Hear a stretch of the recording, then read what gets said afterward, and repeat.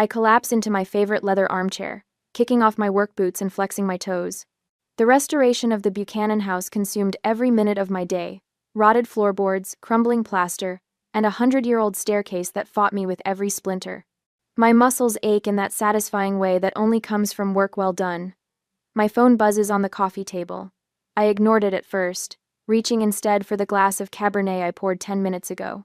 The burgundy liquid catches the last golden rays of sunset through my Craftsman windows. The phone buzzes again, and again. I take a long sip and reach for it, thumbing through notifications. Another day, another dozen emails from contractors and clients. Then I see it. My thumb freezes mid-scroll. A photo of my sister Nyla draped in white satin, her face glowing beneath a delicate veil. The caption below reads, "Final fitting for the big day. Nyla and Travis, forever after." My breath catches. Wedding. What wedding? I swipe frantically through my feed. Photos flood my screen, my cousin Marissa showcasing bridesmaid dresses, my Aunt Rosa arranging flower samples, my mother's hands holding embossed invitation samples. An invitation I never received. I click on the latest image. Comments cascade beneath it. "Can't wait to celebrate with you next month. The venue looks stunning. So blessed to be part of your special day." 57 comments. Names of relatives, friends, distant cousins I haven't seen since high school graduation. Everyone's going. Everyone but me. My phone rings, startling me. My mother's name flashes on screen. Cynthia Alvarez. Perfect timing. I answer, pressing the phone to my ear. "Mom." "Deborah, honey." Her voice sounds measured, too careful. "I was just thinking about you. How's work?" My free hand curls into a fist. "Work is fine. I just saw Nyla's wedding dress on Instagram." The silence stretches for 3 heartbeats. "Oh." She clears her throat. "I was going to call you about that." My knuckles whiten around the phone. My own sister's wedding? Was my invitation lost? "Deborah." Her tone shifts, that familiar note of disapproval slipping in. "Don't make this about you. You know how sensitive Nyla is." "Sensitive? What does that have to do with—" "You're always so busy with your career. Nyla felt you wouldn't make time anyway." The room suddenly feels colder. I stand, moving to the window, where the Denver skyline glitters in the distance. "So you all just decided not to invite me? To my sister's wedding?" "Travis thinks family is important," she says, as if that explains everything. "And I'm not family?" The words scrape my throat. "Of course you are. But you know how things have been. After you criticized her cafe, I co-signed her loan. $22,000 that I paid back after she abandoned the business. She had the children to think about." My mother's voice hardens. "Single motherhood isn't easy, Deborah." I press my forehead against the cool glass of the window. Old memories surface. Nyla at 10 breaking grandma's vase. Me taking the blame. Nyla at 17 sneaking out. Me covering for her. Me at 16 announcing my engineering scholarship. Mom's dismissive. "Of course you got it, you're the responsible one." The responsible one. Always. "I haven't been forgotten, Mom," I whisper. "I've been erased." "Now you're being dramatic." She sighs, the sound of a woman burdened by an unreasonable child. "We can talk about this later. I need to go help Nyla with the seating charts." The call ends. I stare at my phone, watching as new wedding posts appear. Nyla twirling in her dress. Travis and his groomsmen sampling cakes. My parents beaming beside the happy couple. A family portrait without me. My phone buzzes with texts from Jenna. "Did you see? Call me." Marcus from work. "Just saw your sister's wedding stuff, what the hell?" Mrs. Henderson next door. "Dear, are you aware of what's happening with your family?" Even the people on the periphery of my life noticed my exclusion. I sink back into my chair, the weight of 35 years pressing down on me. I've built my career restoring historical treasures, bringing beauty back to forgotten places. But I can't restore my place in this family. The realization washes over me like cold water. All these years I've been the fixer, the responsible one, the steady hand. I've co-signed loans, babysat on demand, listened to midnight breakdowns. I've shown up when no one else would, and this is my reward. Erasure. My phone buzzes again. I silence it without looking and set it face down on the table. From my window, I can see the mountains west of Denver, their peaks burnished copper in the fading light. Beyond them lies Boulder, where my parents still live in the Victorian house where we grew up. where Nyla returned with her 2 children after Eric left her, where they're planning a wedding without me. Something shifts inside my chest. Not the hot flush of anger or the sting of hurt, but something cooler, more deliberate. A quiet certainty. This time, I whisper to the empty room, I won't fix what they've broken. I pick up my phone and open Instagram again. With methodical precision, I unfollow my sister, then my mother, my father, my cousins. Each tap of my finger feels like setting down a burden I've carried too long. This is not an act of revenge, it's a decision, a boundary. The last golden light fades from my windows, plunging my living room into shadow. I don't move to turn on lamps. Instead, I sit in the gathering darkness, feeling lighter than I have in years. For the first time in my life, I'm not rushing to mend the family's broken pieces, and the silence that follows feels like freedom. My tires crunch over the gravel driveway of my parents' Victorian home in Boulder. The morning sun glints off the stained glass above the front door, casting fragments of ruby and amber across the porch. The house stands proud against the mountain backdrop, its gingerbread trim and sweeping eaves familiar as my own reflection. I grip the steering wheel until my knuckles blanch white. 3 days since discovering Nyla's wedding plans, 3 days of ignored calls from everyone except Mom, whose voicemails grow increasingly dramatic. Dad's hunched figure appears in the garage doorway. Hector Alvarez, perpetually hiding behind projects. Today it's his 1967 Mustang, the one he's been restoring since I was in high school. He straightens when he spots my car, wiping grease from his hands onto a rag that's seen better days. His eyes darted toward the house, then back to me. He doesn't wave. I kill the engine and step out into the June heat. Dad. Debbie. He nods, retreating deeper into the garage. Your mother's inside. Of course she is. And of course he won't stand beside her for this conversation. Some things never change. The screen door creaks as I enter. The house smells of cinnamon and coffee, Mom's version of emotional armor. She appears in the kitchen doorway, face arranged in careful concern. Deborah. I was just about to call you. Cynthia Alvarez, queen of convenient timing. Coffee? I made your favorite coffee cake. I don't want coffee. I remain standing in the entryway, hands in pockets. I want to know why I wasn't invited to Nyla's wedding. Mom's smile falters, then reforms. Oh, honey, it's complicated. You've been so busy with your career. Don't. The word slices through her excuse.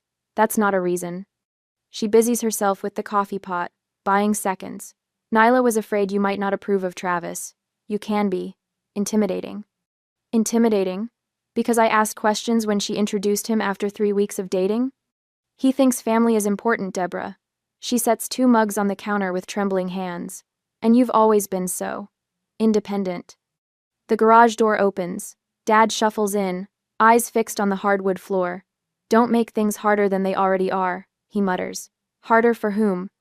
I ask, heat rising in my chest. For Nyla? For Travis?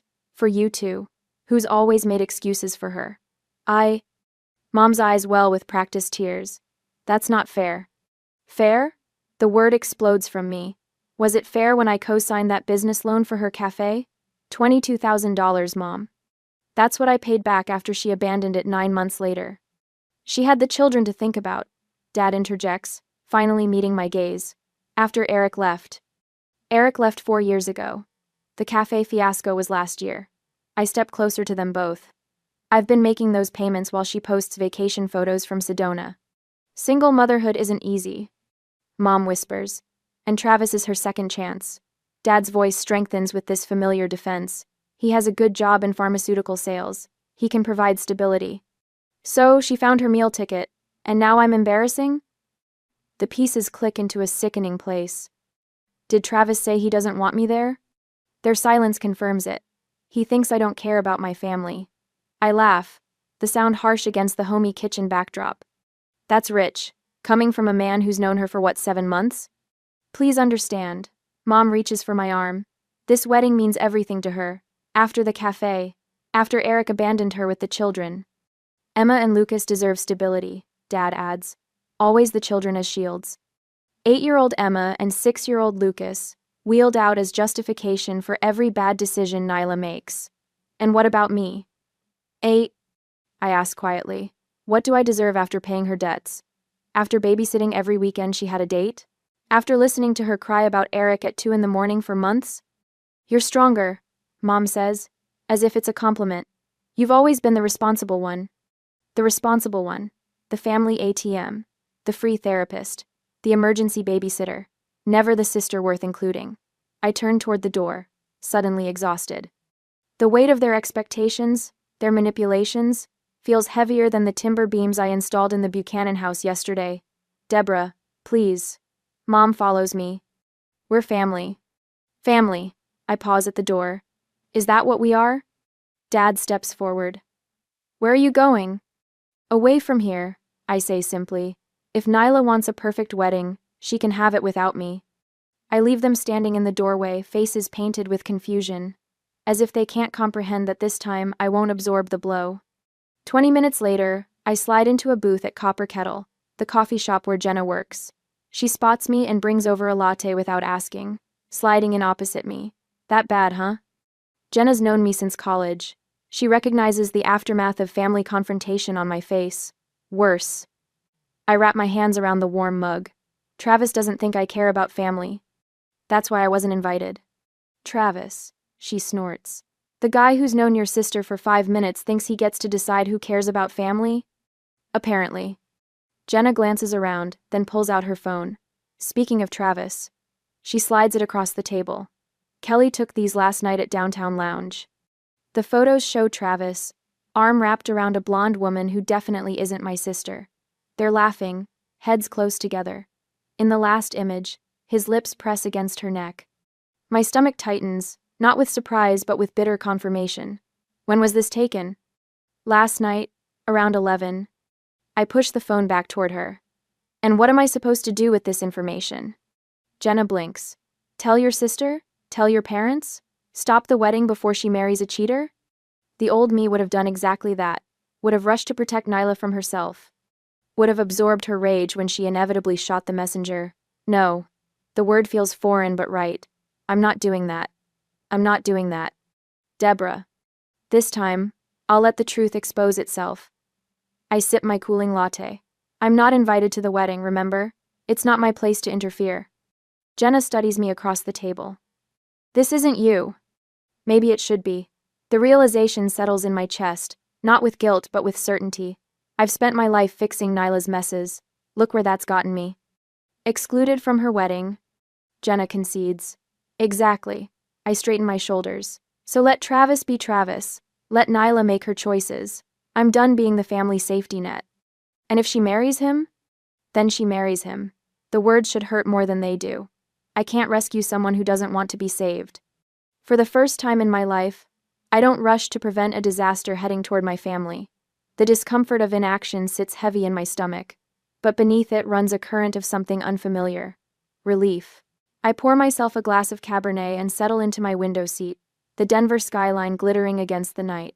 My phone sits face down on the coffee table, deliberately silent. 3 weeks have passed since I discovered my exclusion from Nyla's wedding, and today is the big day at the Ridgewood estate. The Ridgewood. Even the name drips with old money and exclusivity. According to Janna's intel, Mom spent weeks arranging white roses and gold accents throughout the historic mansion. 150 guests.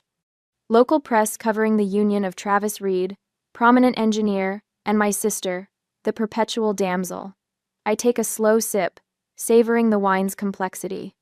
For the 10th time today, I resist the urge to check social media. What good would it do? Instead, I reach for my dog-eared copy of Restoration Ethics in Historical Architecture. Work always centers me.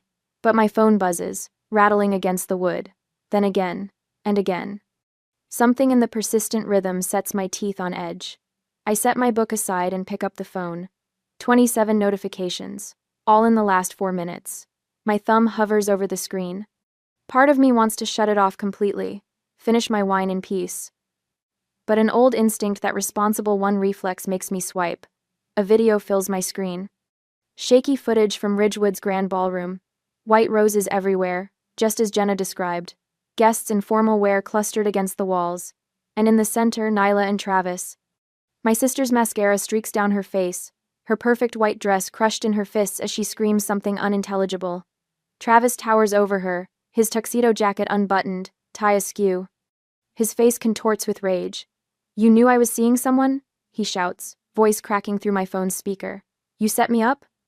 Nyla lunges forward, shoving his chest. "Everyone knew. You weren't exactly discreet." Then it happens. Travis's arm swings out, his open palm connecting with my sister's cheek. The crack echoes through the ballroom. Gasps erupt from the crowd. The camera shakes violently as the person filming reacts. "Oh my God," I whisper, fingers pressed against my lips. The video cuts off. I frantically scroll through messages, piecing together the aftermath. Jenna. Deborah. Are you seeing this? Marcus. Holy shit. Just saw the Reed Alvarez disaster on Instagram. Mrs. Henderson next door. Dear. Your family is on the news. Channel 9. I switched to the local news app. There it is. Already breaking. Society wedding ends in assault charges. The footage plays again, this time from a different angle. I catch glimpses of my mother's horrified face in the background, my father attempting to rush forward before being restrained by two other men. The anchor's voice cuts in. Police were called to the prestigious Ridgewood estate this evening after the groom, Travis Reed, allegedly assaulted bride Nyla Alvarez during what witnesses describe as a heated argument about infidelity allegations. I snap the phone off, tossing it onto the cushion beside me. My pulse hammers in my throat. Part of me, a part I'm not proud of, feels a sick vindication. But it's quickly swallowed by genuine concern for Nyla. No matter our differences, watching my sister be struck on what should have been the happiest day of her life twists my stomach. I drain my wine glass, refill it, and wait for what I know will come next. The phone rings at 11:47 p.m. My mother's name flashes on the screen. I let it ring 4 times, composing myself, before answering. "Mom." Sobbing erupts from the other end. "Deborah." Her voice catches, thin and reedy. "Your sister's hurt. Please come." I close my eyes, the words I've said 1,000 times in my life poised on my tongue. "I'll be right there. I'll fix it. I'll help." But something stops me. The memory of scrolling through wedding photos I wasn't meant to see. The years of cleaning up Nyla's messes. The money I'm still paying back. "I wasn't invited, Mom," I say quietly. "Showing up now would only make it worse." Silence stretches between us, so profound I can hear her breathing hitch. "But she needs you," Cynthia finally whispers. "She always needed you." "No," I corrected her gently. "She needed Travis. She needed security and status and a fairy tale wedding. What she needed from me was my absence." "That's not fair, Deborah." "I know." I swirl the wine in my glass, watching it catch the city lights. Neither was excluding me. More silence.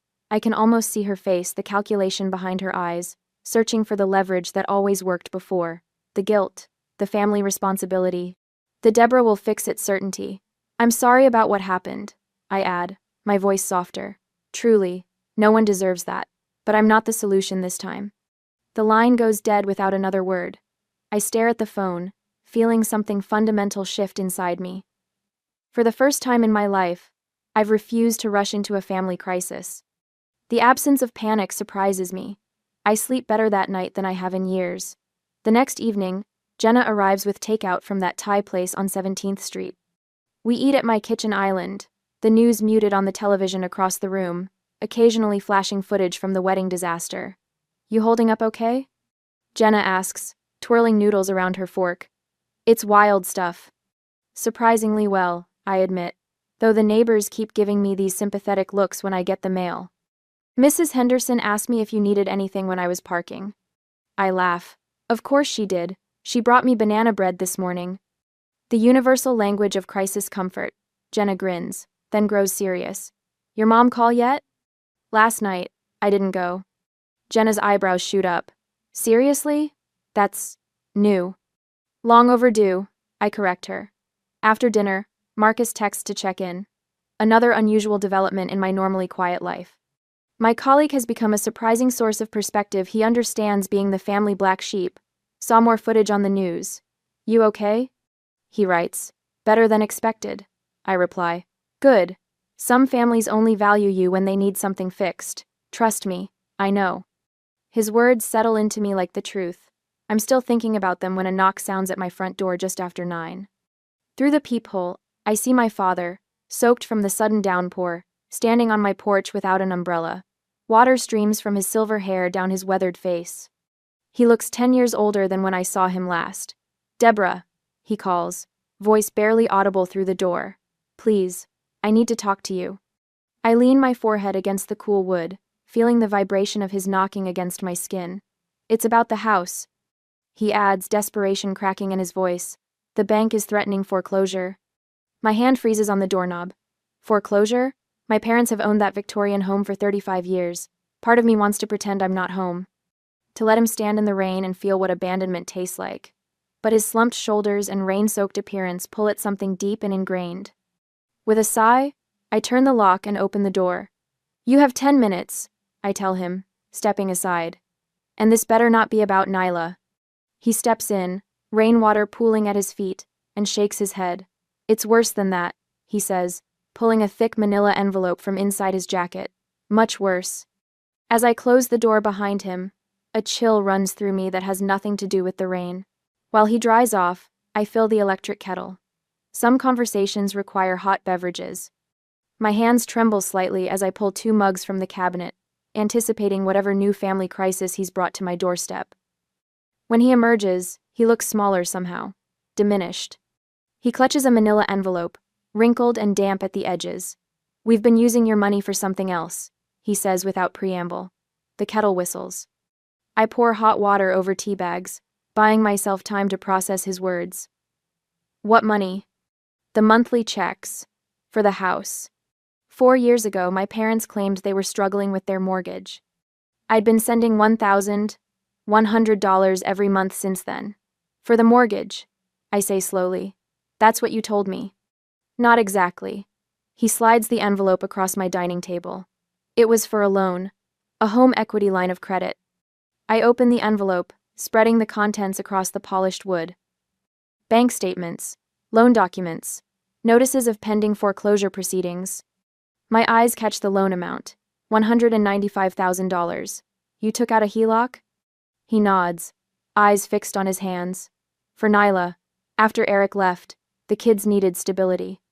I scan the paperwork, blood turning cold as I spot the co-signers, Cynthia Alvarez and Nyla Alvarez. "Dad, Nyla hasn't lived in that house for years. How could she co-sign?" "Your mother." He stops, swallows hard. "She told the bank Nyla was living with us." Understanding crashes down. So the money I've been sending was going toward the HELOC payments, not the original mortgage. I grab a calculator from my desk drawer, punching numbers with trembling fingers. 4 years, 12 months, $1,100 each month. $82,000. My voice sounds distant, as if someone else is speaking. "You've taken $82,000 from me under false pretenses." "Deborah." "Where did the money go?" I demand, slapping my palm against the table. A mug jumps, spilling tea across the statements. Neither of us moves to clean it up. Nyla's debts, the legal fees after Eric left, the down payment on her house. Travis had requirements about where they would live. I laugh, a harsh sound that surprises even me. Travis, the man who hit her at their wedding, that's who got my money? Dad doesn't answer, which is answer enough. I stand, moving to my office with mechanical precision, return with my phone and digital camera. Begin photographing every document. "What are you doing?" he asks. "Documenting fraud." The camera shutter clicks with satisfying finality. Bank fraud, specifically, falsifying residents' information on a loan application. "You can't." I absolutely can. I continue photographing, hands steady now. And I will. "It would destroy your mother. Nyla's kids." "Don't." I hold up one hand. "Don't you dare put this on me. I'm not the one who lied. I'm not the one who stole." His face crumples. "We never meant." "Yes, you did." I set the camera down, meeting his eyes directly. "You meant every bit of it. You just never expected to get caught." My phone buzzes. A text from Marcus, my colleague. "Bank contact info coming your way. My cousin's in mortgage fraud investigations." "How much is left on the HELOC?" I ask. "About 70,000. Dad rubs his face. "The foreclosure notice came yesterday. They're calling the entire balance due." I resume photographing, capturing every signature, every false statement. Dad watches in silence, the magnitude of what they've done finally sinking in. Why now? I ask finally. Why tell me after all this time? Your mother thought we could refinance, but no bank will touch us after the wedding fiasco hit the news. He hesitates. And I couldn't live with it anymore. Not after you were excluded from the wedding. Not after everything. My phone rings. I answer without checking the caller ID. Jenna's voice fills the line. Heads up.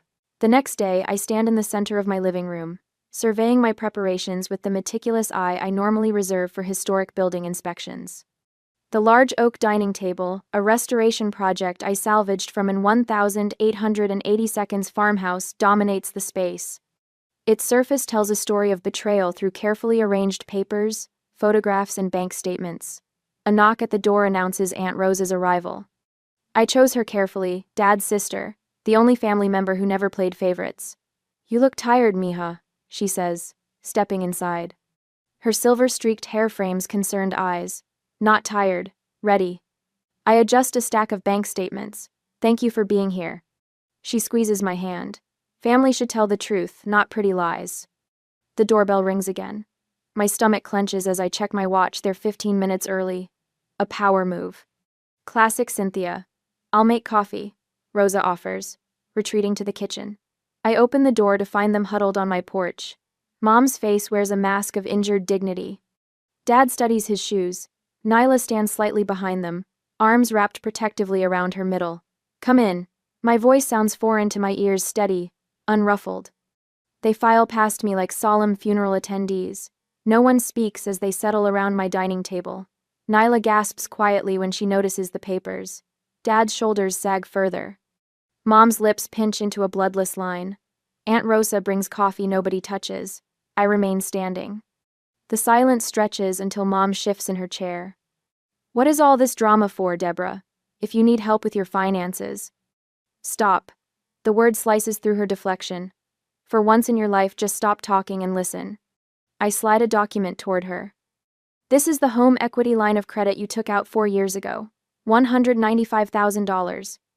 With Nyla listed as co-signer, claiming she lived at the property. Dad's eyes close briefly.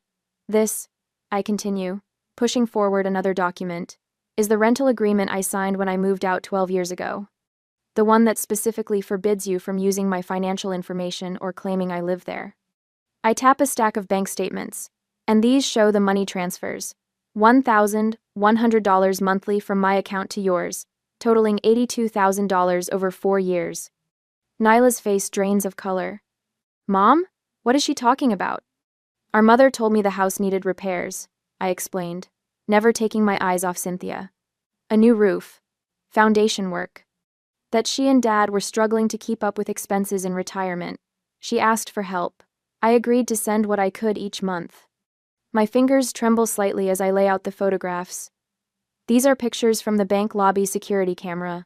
Mom depositing my checks directly into the HELOC payment account. Cynthia's chin lifts. I only did what I had to do to keep a roof over the kids' heads. You kept that roof with my money and my trust. The fury pulses behind my eyes, yet my voice remains level. The same money I earned working 60-hour weeks while repaying Nyla's failed cafe loan. Nyla's mouth drops open. Cafe loan? But you said that was a refinance. Your sister co-signed for your business. Aunt Rosa interjects quietly. When it failed, she paid back every penny. Dad finally speaks, voice rough with shame. Debbie, we never meant for it to go this far. Don't. I raise my hand. Intentions don't erase fraud. Fraud? Cynthia sputters. We're family. Family doesn't steal from each other, I counter. The family doesn't forge signatures on loan documents. Nyla stares at the papers, hands shaking. I didn't know, Deborah. Mom just said it was a refinance, that you approved everything. I believe her. Nyla was always the golden child, but never the mastermind. Cynthia sniffs. Well, what do you want? To send your parents to jail? To make your sister homeless with 2 children? Dad's head snaps up. That's enough, Sin. The sharpness in his tone startles us all. In 40 years of marriage, I've never heard him speak to her that way. Debbie has every right to be furious. His weathered hands spread flat on the table. If you want the house, We'll sign it over. The side lot can be sold to repay what we took. Cynthia falls silent, hands twisting in her lap. I look at my father, really look at him. The proud carpenter who taught me to restore instead of replace, to find value in damaged things. His eyes hold a mixture of shame and relief, the weight of secrets finally lifting. I don't want your house, I say. I just want this to end. Aunt Rosa takes a notebook from her purse. I've spoken with a friend at First American Title. We can do a quitclaim deed for the side lot today, transfer it directly to Deborah. We could sell it, Dad says. The Miller boy next door has been asking about it for years. I want to expand his garden. 2. Fine. My mother's voice is clipped. I don't need an apology, I tell them, surprised to discover it's true. I just need peace. The room falls quiet again, but the quality of silence has changed. No longer tense with unspoken accusations, but heavy with truth finally acknowledged. 2 weeks later, we met at a title company downtown. The attorney explains the documents with professional detachment. Dad signs first, then Mom. The pen hovers in her hand for a moment before she scrawls her name. I don't make speeches about forgiveness. I don't hurl accusations.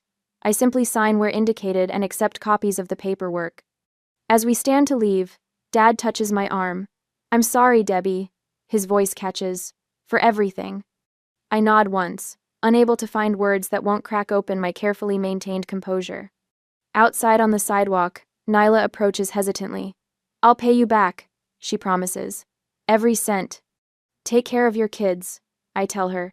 Stand on your own feet. She nods, tears spilling. I will. I drive home alone, windows down, autumn air whipping through the car. My phone rings, Jenna checking in. It's done, I tell her. How do you feel? I consider the question. The anger still burns, but differently now. Not the hot flash of betrayal, but something controlled, useful. The kind of fire that forges rather than destroys. Like I've finally stopped carrying other people's weight. 3 days later, a certified check arrives from the sale of the side lot. I study the numbers, calculating what it will and won't cover what I've lost. Not everything, not nearly enough. But as I fold the check into my wallet, I realize I've gained something worth more. The power of truth, the strength of boundaries. The freedom of no longer being responsible for everyone else's happiness. For the first time in 35 years, the only life I have to fix is my own. Morning light spills across my kitchen counter in the gun-barrel home I've restored over the past year. The 3-bedroom ranch house sits on a corner lot with a view of the flatirons that still takes my breath away. I trace my finger along the freshly sanded oak countertop, remembering the splinters that once made it dangerous to touch. My phone vibrates against the granite island. I glance down, expecting another message from Balance Forward about tomorrow's financial abuse workshop. Instead, Nyla's name appears on my screen. Thank you for letting me make things right. The kids miss you. 1. I set down my coffee mug, feeling neither the sharp sting of anger nor the heavy weight of obligation that once accompanied her name, just calm awareness. Through mutual friends, I've heard snippets of Nyla's new life. 3 jobs, no handouts. Standing on her own feet for perhaps the first time since high school. Emma walks herself to school now.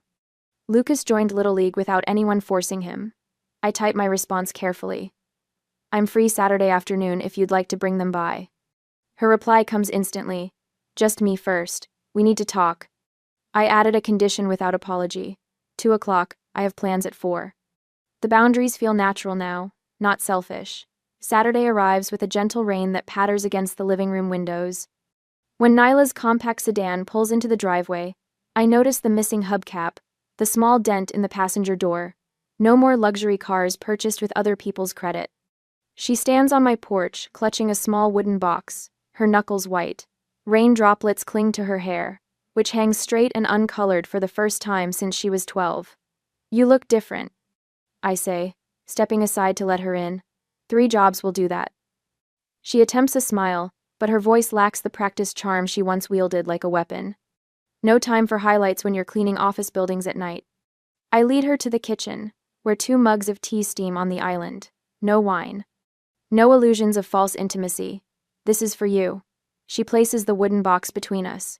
Dad found it when they were clearing out the Victorian. I lift the hinged lid. Inside rests our grandfather's pocket watch, its gold case tarnished with age. The one meaningful heirloom neither of us received when he died. The one thing I'd wanted. How did you know? I ask, lifting it carefully. You mentioned it once, when we were teenagers. She watches as I wind it gently. The mechanism clicks, then begins to tick with surprising strength for something so long forgotten. Maybe time doesn't erase mistakes, I say, but it teaches you when to stop repeating them. We sit in silence as rain taps against the windows.